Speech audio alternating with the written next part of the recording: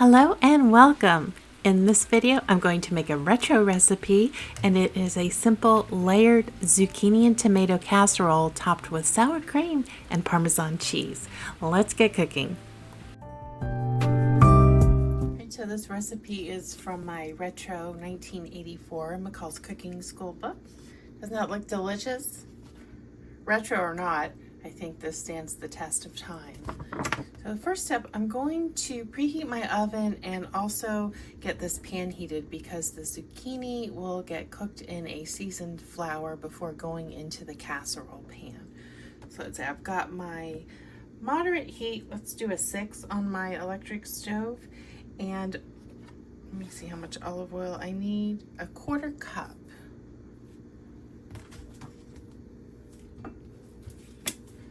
That's going to be just barely enough to coat the bottom. And I'll add more if I need it. Okay, so I have some paper toweling on a rack. You can use a plate, and this is what the zucchini will go on once it's been cooked. And then season the flour with, see, oregano is the only spice used in this recipe, so it's going to have a very Italian flavor, which you might already guess with the zucchini and the tomatoes. So I've got 1/4 cup of all-purpose flour already, and then a 1/2 teaspoon of oregano, 1/2 teaspoon of salt, and some black pepper. So there's 1.5 teaspoons of oregano in total. I'm only going to use half of it right now. There's half salt,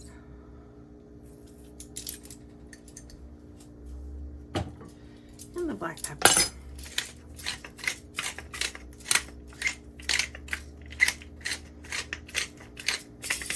To taste, or about 1/8 teaspoon.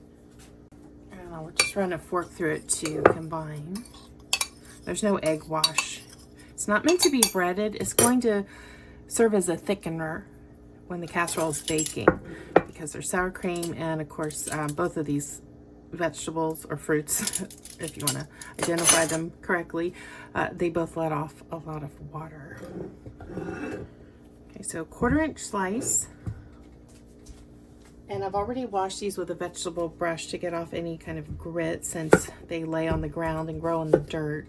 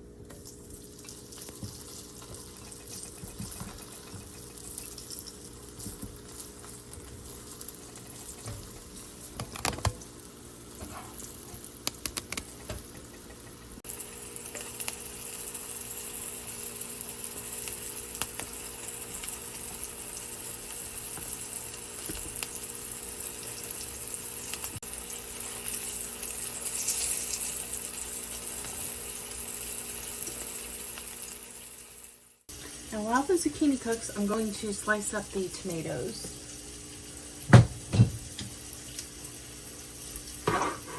Thin, but not too thin.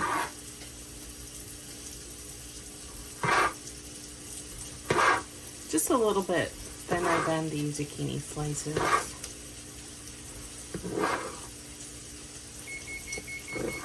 There's my oven preheating. And these are Roma tomatoes.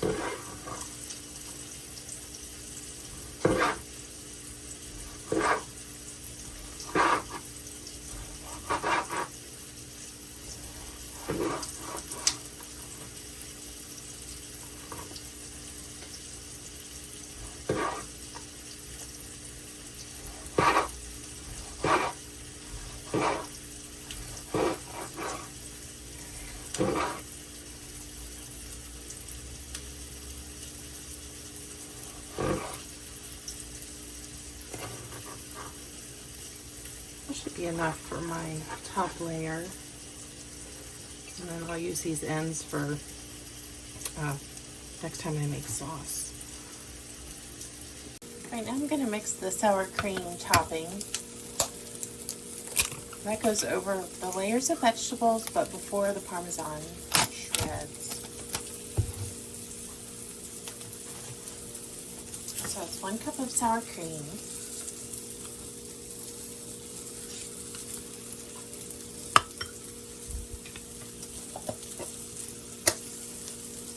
A teaspoon of salt.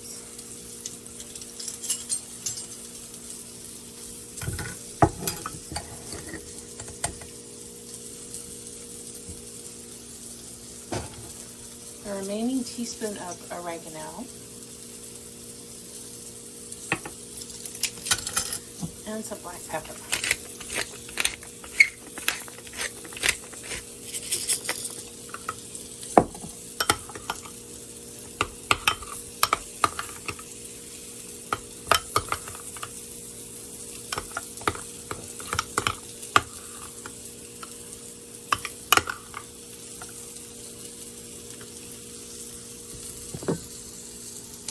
Oregano has been a valued herb in cooking for thousands of years, originating in the Mediterranean region.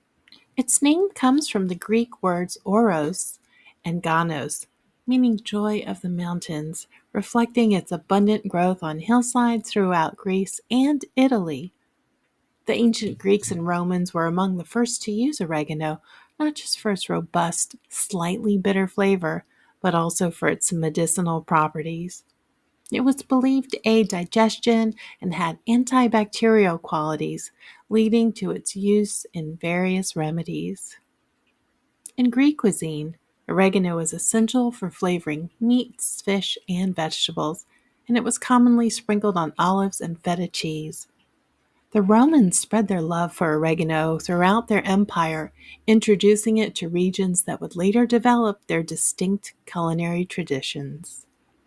Oregano's popularity continued into the Middle Ages, where it became known for its practical uses in preserving food and providing added flavor during a time when fresh ingredients were not always accessible.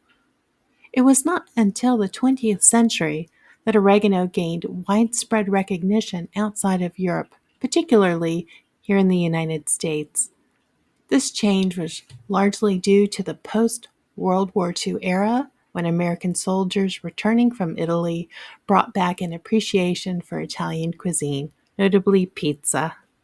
Oregano, often dubbed the pizza herb, became a staple in Italian-American cooking, contributing to the boom and popularity of dishes such as pasta sauces, marinades, and roasted meats.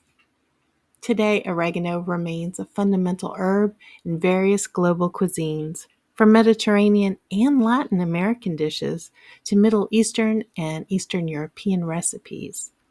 Its versatile, earthy flavor profile continues to enhance a wide range of culinary creations. Right, so I have a casserole dish here, and I'm going to start layering in my zucchini. So all of it's not a single layer, it's just all of your cooked zucchini will go into the bottom of the casserole dish.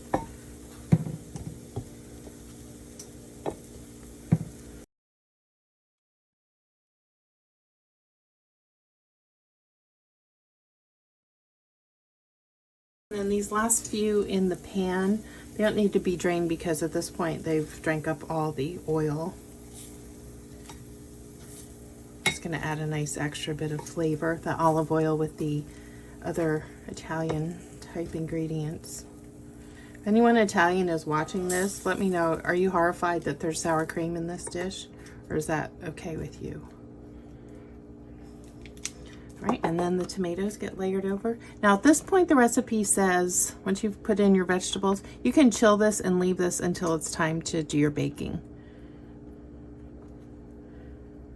So if you want to make this ahead the night before and have it on a weeknight, just throw it in the oven with your, whatever you're going to have with a chicken or fish, grilled steak, burger patties, whatever you like to eat in your home. Okay, that's good.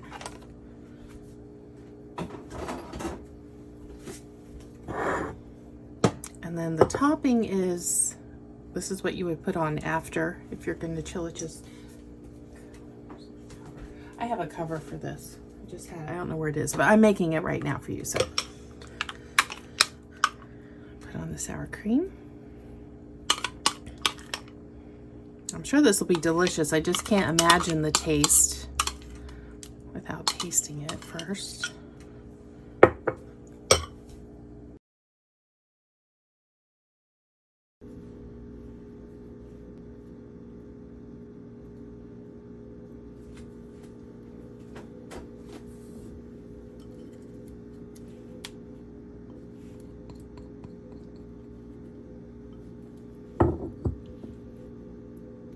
Just smooth it over.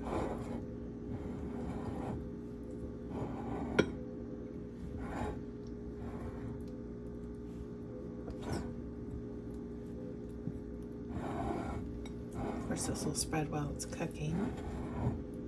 There's a lot of liquid in here. That flour that cooked onto the zucchini will really help thicken this. And then, of course, the grated Parmesan. This will give a nice crust and added flavor.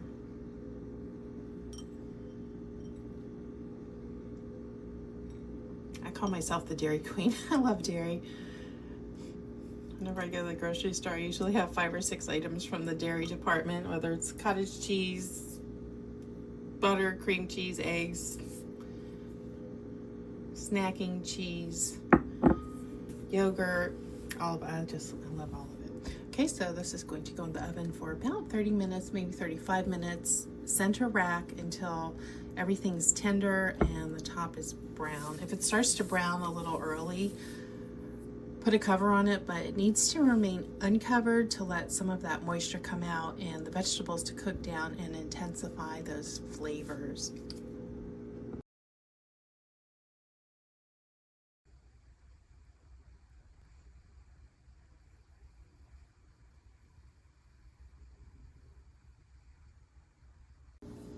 All right, let's see how it tastes.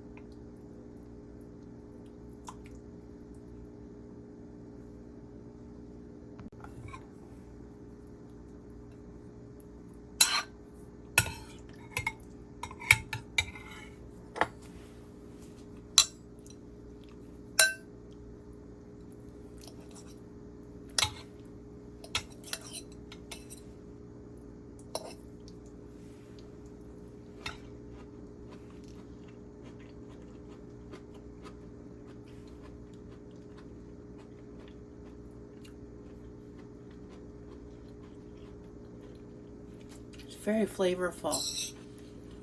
The oregano really shines.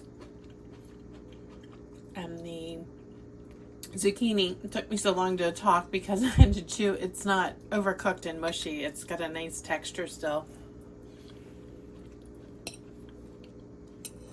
With the tangy tomato and the sour cream and the cheese, it's really delicious.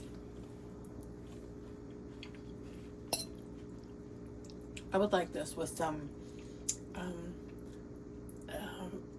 pan-seared Parmesan crusted flounder. That's my favorite way to make it.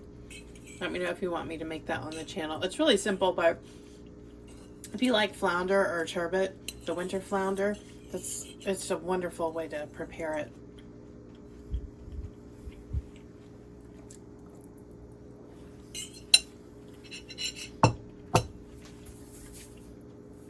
Thanks for watching. If you enjoy this type of video, please give it a like, and I'll put a version of the recipe and a link down below.